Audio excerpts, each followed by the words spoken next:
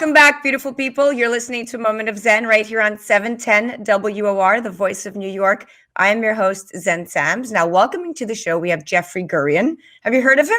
Well, the media often refers to him as a Renaissance man because he's so involved in a ton of things. He's a comedy writer, he's a performer, a director, a book author, a producer, even a radio personality, and a doctor, but not always in that order. He's worked with so many big stars and comedy legends. He's performed stand-up comedy himself at most of the big clubs in New York City and LA, and has been featured several times on Comedy Central's hit Kroll Show with Nick Kroll, John Mulaney, Amy Poehler, Seth Rogen, Laura Dern, and Katy Perry. His Comedy Matters TV YouTube channel has over 500 A-list celebrity interviews, including Jimmy Fallon, Tracy Morgan, Chelsea Handler, Jim Carrey, Trevor Noah, Lisa Lampanelli. I could keep going on and on. His channel has well over 2.2 million views. Now, he's written 7 books. The first 5 were on comedy, and the last 2 are on happiness, and he calls them the Happiness series. Now, Jeff is also a doctor and a former cosmetic dentist and a former clinical professor at NYU in oral medicine and orofacial pain. He's also developed a cure for stuttering, which he used to cure himself of a severe stutter. What an accomplished person. I'm so proud to call him my friend. Welcome to the show, superstar. What an introduction. Thank you so much, Xen. It's so great to be here with you. You're fabulous, absolutely fabulous, and I'm excited to be on with you. Oh, I'm so honored that you are on. Okay, let's get to the comedy of it all. Now, you have 2 books that are out that are the newer books. The 6th book called Healing Your Heart by Changing Your Mind and Spiritual and Humorous Approach to Achieving Happiness, and you attained bestseller status on Amazon. Tell us about the books. Yeah, I think it was because I had a dog sitting in lotus position. You know how hard that is to get a dog to sit in lotus position? I wrote this first book. You know, my first 5 books were about the comedy world. They were compilations and celebrity interviews and stuff. But I wanted to write something that could really help people because in my own life, I've had to go through a lot of obstacles and overcome things. And I was always struck by the wounds that we carry from childhood. Every single one of us is carrying pains from childhood, and I call them heart wounds. Every time someone ever hurt your feelings or broke a promise to you or hurt you in some way, let you down, broke up with you in a relationship, those things stay with us and they get lodged in our heart chakra, you know. And there's this stupid thing they teach us when we're kids. They tell you sticks and stones will break your bones, but words will never harm you, which is the furthest from the truth, because every one of us had bruises that healed up a long time ago, but every single one of us can remember something that someone said that hurt our feelings, especially if you were ever bullied as a child or anything that happened to you that was painful. We carry it with us in what we call cellular memory, which I find fascinating. It means that every single thing that's happened to you since you're born is still inside of you.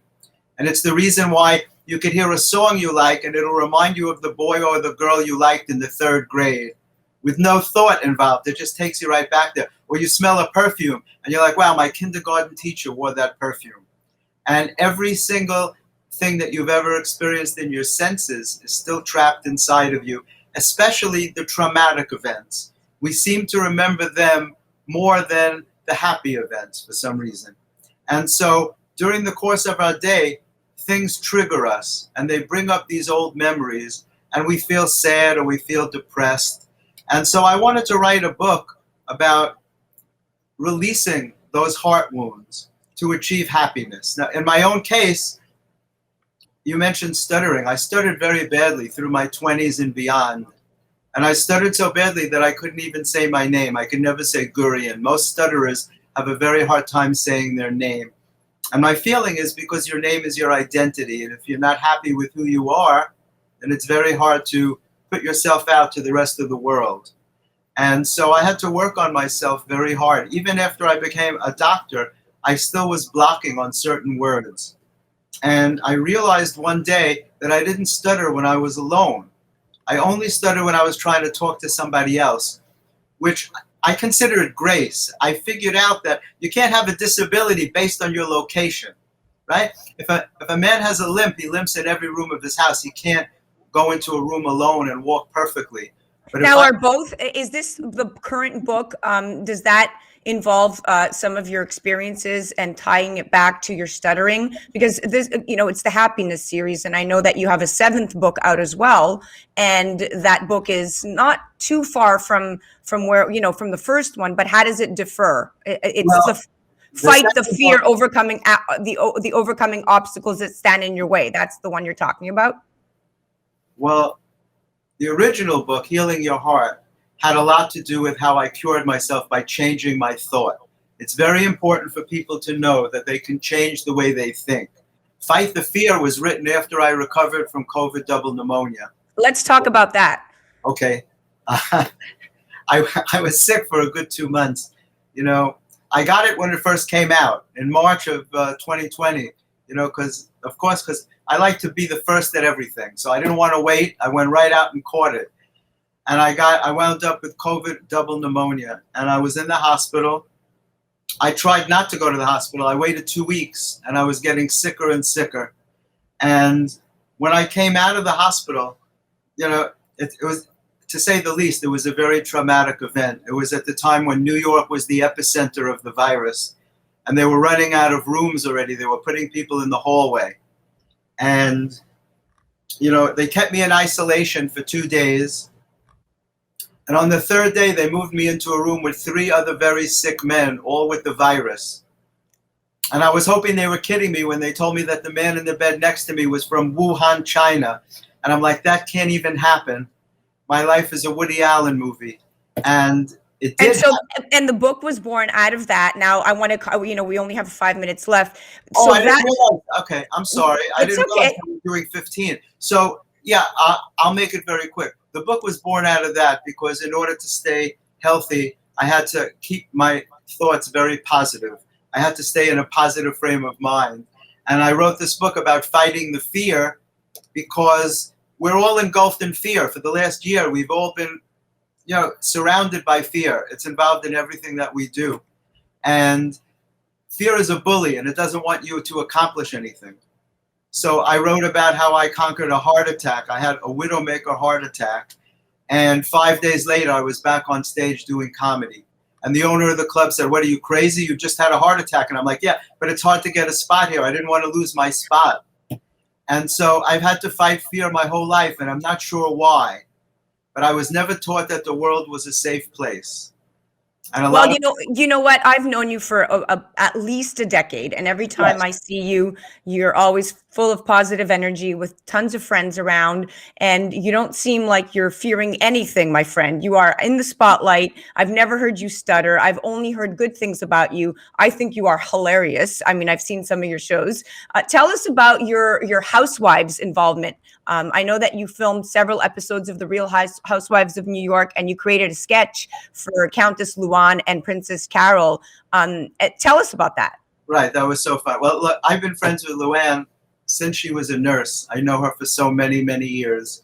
And we were dear friends. And she came to me one day and she said, "We want to do some comedy," because she's so multi-talented. She sings and acts and does everything. But she wanted to do comedy. So I said, "Well, stand-up comedy is not within the realm, but you should do a sketch." And she said, "Create a sketch for us. We want to make fun of our royalty." So I created a sketch for her and Countess Luann and Princess Carol, saying that they got their titles on the internet, and I wrote this whole sketch. It was very funny. Bravo TV loved it. They sent a crew to my house. We filmed here for days. And then I called my friend who owned the Pit, and I said, "We want to do a presentation at the Pit." And he gave us the theater. And it was a packed show, and all the housewives came, and I got to do a lot of events with them.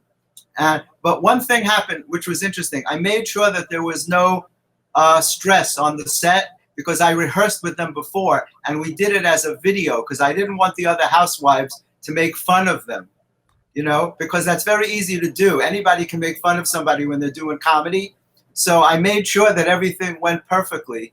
Look at you controlling everything and thinking steps ahead to make sure that people's feelings are catered to, and that's what makes you an empath. So, if you can go back to your involvement with the housewives, and you can pick one housewife, who would you be?